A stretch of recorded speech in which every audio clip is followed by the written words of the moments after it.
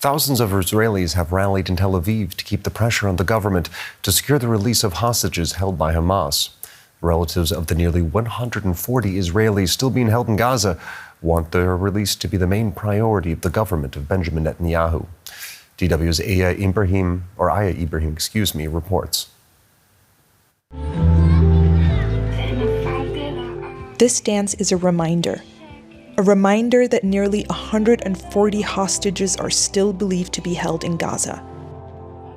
Among them is 26-year-old Noah Argamani, whose terminally ill mother recently pleaded to see her daughter one last time. Also among them is baby Kfir Bibas, taken when he was just 9 months old. Each day that is passing, they suffer more and more. We are in what has become known as Hostages Square.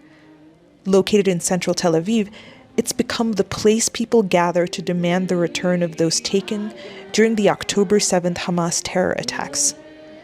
Many here, including Shimrit Schiffer, believe this is what their government needs to do to meet that demand. To fight them hard, Hamas, because that's the way they understand.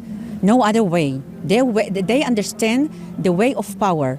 And if that's the way to get our people back, so that's the way I expect my government to act.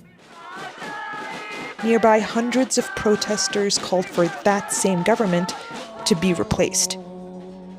Here, it's not just hostages that need to be freed, but the whole state, as this sign reads.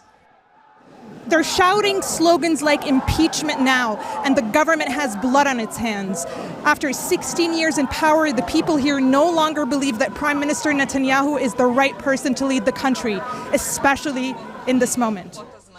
Netanyahu needs to say, it was my responsibility, I was in charge, and I'm going to resign.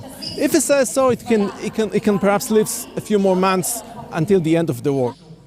Among the people out on the streets today, there's also mounting anger at the way the Netanyahu government is handling the conflict with Hamas.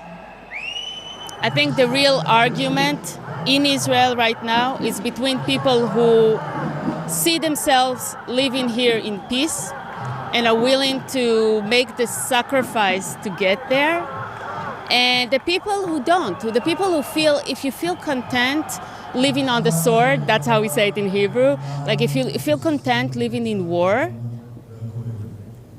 I have nothing in common with you. And there are too many people in the government who feel that way. Netanyahu, of course, at first thinks about his interest. We call to ceasefire, because only in ceasefire we can talk and make a good deal to bring all of the hostages home. All the time war continue, it's no deal. The protesters continued their march through the streets of Tel Aviv until they reached Hostages Square. They may have differing opinions on Israel's leadership, but they are one in their demand: bring the hostages home. Among those already here is 85-year-old Yocheved Lifshitz, a former hostage, one of the first to be released from Gaza. A living, walking sign of hope for the many still waiting for their loved ones to return.